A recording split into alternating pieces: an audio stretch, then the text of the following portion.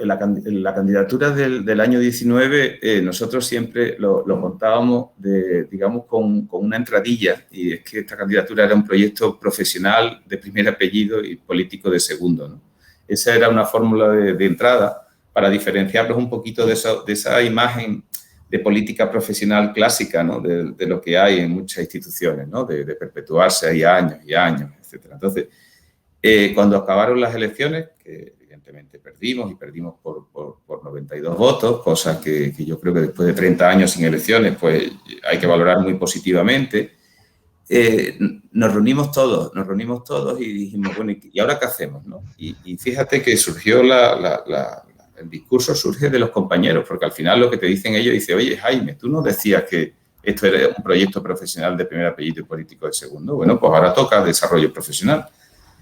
Y claro, si no nos lo piden, pues lógicamente pues nos sentamos y junto con Macarena Pérez, que es buena amiga y colideramos lógicamente ese proyecto, pues dijimos, ¿y cómo lo hacemos, ¿no? ¿Qué hacemos ahora para poder desarrollar profesionalmente? Porque como candidatura no somos nada. Y a partir de ahí surge la idea de crear una asociación profesional, de darle lógicamente unos contenidos, una misión, unos estatutos, un registro, y así, digamos, hoy día Farmacéuticos con Iniciativa es una asociación profesional de ámbito nacional que tiene su organigrama, que tiene su misión y que evidentemente nace del mismo grupo de personas que formaban aquella candidatura, pero que ya va a más.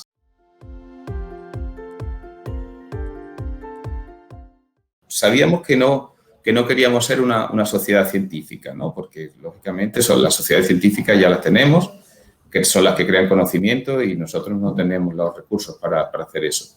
Tampoco se trataba de crear un colegio paralelo, así como un grupito así que esté todo el día encordiando, haciendo un poquito de oposición. Tú sabes, eso es fácil, ¿no? Eso es fácilmente, lógicamente, caer en eso es fácil. Se trataba de aportar algo que no hubiera. Entonces, hay una cosa que en el grupo se ha discutido mucho y es el desarrollo profesional en el día a día, en vida real, ¿no? A mí me gusta mucho el concepto de vida real porque yo creo que es lo que define a los profesionales al final es la vida real, la relación en el día a día con las personas, ¿no? Y se trataba digamos, de tener una asociación que nos permitiera ir desarrollándonos en habilidades que hagan que seamos mejores profesionales en el día a día, en vida real, a través de habilidades de todo tipo, ¿no? Habilidades profesionales, habilidades, lógicamente, de tipo de comunicación, habilidades de conocimiento, habilidades incluso de aprender a estar en mesas redondas, aprender a interaccionar, o sea, aquello que te vaya formando como profesional para que tú lo apliques después en tu labor diaria, ¿no? Con las personas. Ese es el gran objetivo de Farmacéuticos con Iniciativa.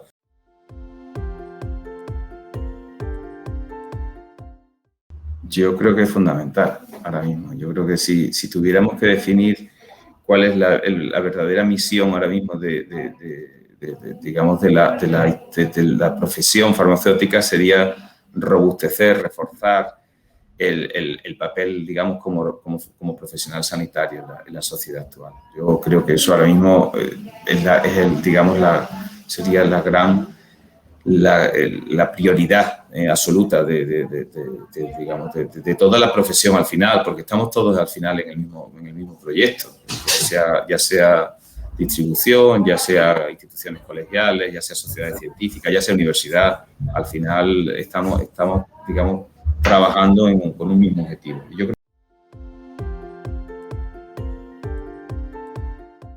Yo ahora mismo creo que es fundamental trabajar para buscar y conseguir esa coordinación con el entorno que tenemos. O sea, yo estoy aquí dentro del casco antiguo de Sevilla, se llama San Julián, nuestro barrio, y lo que tengo más cerca dentro de la estructura sanitaria es un centro de salud, que no está cerca, pero bueno, está relativamente cerca, ¿no? Entonces, el entorno en el que yo me muevo es atención primaria. Las personas que vienen a la farmacia, los pacientes, lógicamente su recorrido sanitario es su centro de salud, su médico de familia, enfermería y evidentemente la farmacia, ¿no? Entonces, coordinar todo tipo de actuación profesional, todo tipo digamos, de rol, de responsabilidad, sería fundamental, fundamental. Y esa reflexión ya se viene haciendo hace años, o sea, pero es verdad que no acabamos de conseguirla. Es verdad que no sé si es que no le hemos dedicado la intensidad suficiente, pero a mí el símil es muy... yo lo tengo muy claro. O sea, yo doy clase en un máster coincido un día o dos haciendo sesión clínica con un especialista en medicina interna de Valme, de un hospital de aquí de Sevilla, en diabetes y riesgo cardiovascular, y entonces él me cuenta cómo es la interacción suya profesional con los farmacéuticos de hospital, ¿no? Y cómo los farmacéuticos de hospital continuamente le están, digamos, enviando notificaciones, comunicados, informes, al fin y al cabo, ¿no? Con alertas sobre alguna determinada medicación, sobre alguna posible reacción adversa, Entonces, existe ese canal de comunicación, esa herramienta de comunicación entre el farmacéutico de hospital y el especialista, ¿no? Bueno, pues entre el médico de atención primaria y enfermería, por supuesto, y el farmacéutico comunitario, podría perfectamente articularse esa misma tipo de relación profesional, ese mismo tipo de comunicación, ese canal donde tú tengas, lógicamente, una vía digamos, de marcar alertas, de marcar objetivos terapéuticos, de marcar apreciaciones cualitativas en el comportamiento del paciente que hagan que al final los resultados en salud mejoren. Y yo creo que eso, cuando se ha pilotado o se ha hablado en mesas redondas con médicos de familia, no hay ningún problema, no hay ningún problema. Si problema profesional no hay, si lo que pasa es que no se acaba de articular, lógicamente, esa vía, ¿no?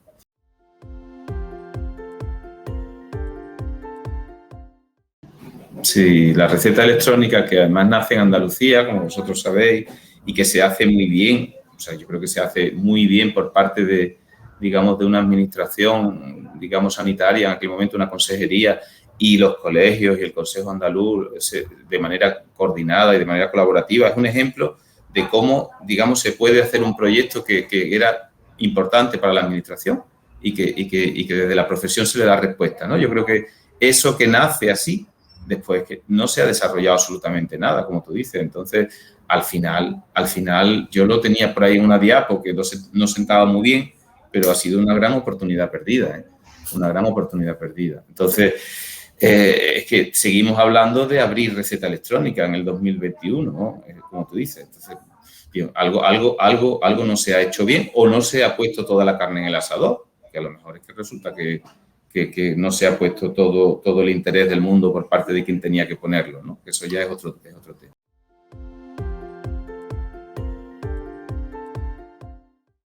Yo soy un enamorado de entrar en farmacia. Yo creo que como todos los farmacéuticos, nos encanta cuando viajas, cuando entras en farmacias, ¿no? Y al final entras en farmacias para ver qué percepción te trasladan, ¿eh? Cosa que es fundamental. La percepción de las cosas condiciona las creencias, condiciona los comportamientos, evidentemente. Entonces yo entro pensando, bueno, y cuando entran las personas en una farmacia, yo eso también lo tenía por ahí, reflexionado en diapos, y cuando entran las personas, cuando están entrando ahora mismo en San Julián, ya que estamos abiertos y están empezando a entrar personas, ¿qué piensan? ¿Qué perciben? ¿Que están en un establecimiento comercial de primer apellido y sanitario o sanitario y con su vertiente comercial, su dualidad comercial, ¿no? Eso es muy importante. Entonces, cuando hablamos de esos años 96, 97, 98, 99 y todavía el concepto de atención farmacéutica, pues se hablaba mucho de marketing, de merchandising, etcétera, que al final lo único que estaba es orientando la farmacia hacia un camino comercial dentro del mundo de la salud, pero hacia un camino comercial. Eso, bueno, pues hay mucha gente que cree que ese puede ser el camino de futuro, en la sociedad del siglo XXI. Yo, mi máximo respeto, pero creo que ahí no tenemos nada que hacer, ¿no? No tenemos, digamos, misión, ¿no? Dentro de la sociedad del siglo XXI, ¿no? Yo creo que la misión está al lado digamos, de una estructura de farmacia asistencial, de un centro realmente sanitario y de una focalización en el binomio medicamento-paciente, ¿no? Yo creo que ahí es donde está verdaderamente, digamos, el core, ¿no? Es donde está verdaderamente la razón de ser de un farmacéutico. Claro, para eso necesitas cambiar un poco las estructuras de la farmacia. Yo creo que nos toca hacer un poquito digamos, de reflexión interna y ver que nos preocupamos mucho por cosas que no nos definen y por cosas además que ya se están yendo, o sea, ya se están yendo. No hace falta decir que es que se van a ir el día de mañana, no, ya se han ido, ya se han ido. ¿Por qué? Pues porque las sociedades cambian y se transforman y evolucionan y si tú no te posicionas o no sabes posicionarte en tu verdadero digamos, nicho de fortaleza profesional, pues es muy peligroso, es muy peligroso.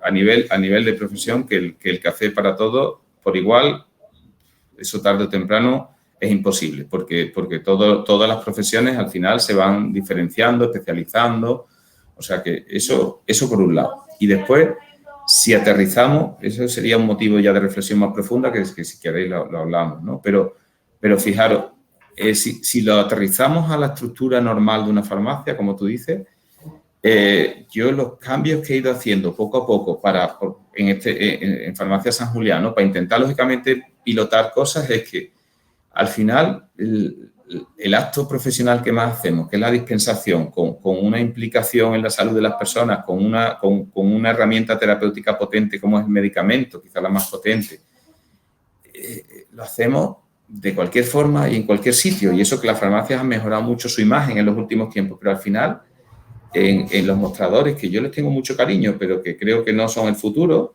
¿vale? Pues al final realizas un acto profesional de cualquier forma y con muchísimo ruido alrededor. Y cuando digo ruido alrededor, digo mucho expositor, muchas cosas. No quiero poner ejemplos para no dañar ninguna sensibilidad, pero el acto profesional, digamos, de dispensación, con lo que supone una microentrevista clínica, tiene que estar hecho en un entorno profesional y sanitario.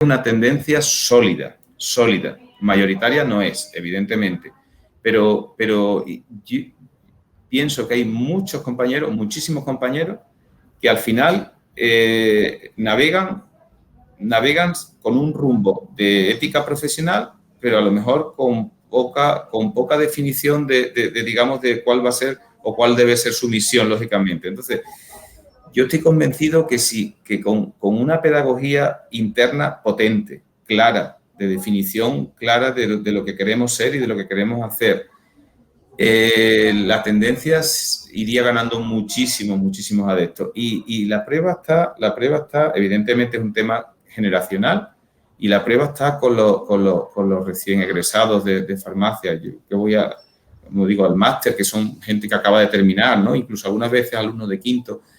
El sentimiento de profesional sanitario en la sociedad que tiene el alumno que digamos que se gradúa es superior al que yo tenía en mi época, superior, o sea, ellos tienen más claro una formación incluso más orientada al trabajo con pacientes y demás, ¿no? Dentro de lo que es una carrera de farmacia, ¿no? Con todos sus vertientes. Pero el papel está mucho más definido, o sea, la gente quiere ser profesional sanitario, quiere trabajar en un área de conocimiento específico como es el mundo de la salud, ¿no? Entonces, yo tengo la certeza, ¿no? la creencia sólida de que si tú esto lo vas trabajando y vas demostrando y vas haciendo una pedagogía interna valiente, yo creo que esa tendencia ya no sería tan minoritaria. Yo creo que hay mucha gente que pondría, digamos, sus velas en esa vertiente, porque en el día a día se hace una labor preciosa dentro del mundo de la farmacia. O sea, la farmacia tiene su predicamento en la sociedad y tiene su valoración, porque en el día a día se atienden consultas, se solucionan muchos problemas de salud, se hacen dispensaciones profesionales. La clave está en redefinir un poquito este modelo profesional y evolucionarlo. La palabra revolución no me gusta la palabra evolución. Y una evolución profesional con un objetivo o con un destino claro, yo creo que podría ser perfectamente viable, ¿no?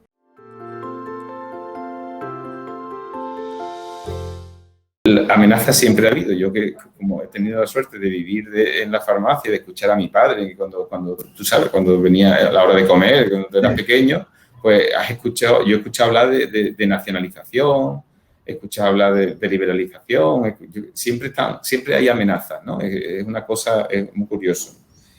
Y yo creo que al final la amenaza más importante es el quedarte sin rol profesional en la sociedad, porque las sociedades se transforman. Y las sociedades se transforman de una manera exponencial, o sea, los cambios ya no son progresivos, los cambios son exponenciales. Y cuando muchas veces puedas pensar, oye, resulta que tu entorno se ha transformado y tú no has pillado el tren de la transformación, ¿no? Esa para mí es la principal amenaza. Bueno, y en este año de pandemia, pues fíjate si se han transformado cosas, ¿eh? O sea que, y el mundo de la salud, muchísimo, ¿no? Entonces, yo para seguir haciendo lo mismo que en el año 2000 es lo que a mí me preocupa, realmente. Eso es lo que a mí me preocupa. O sea, que mi rol profesional no tenga más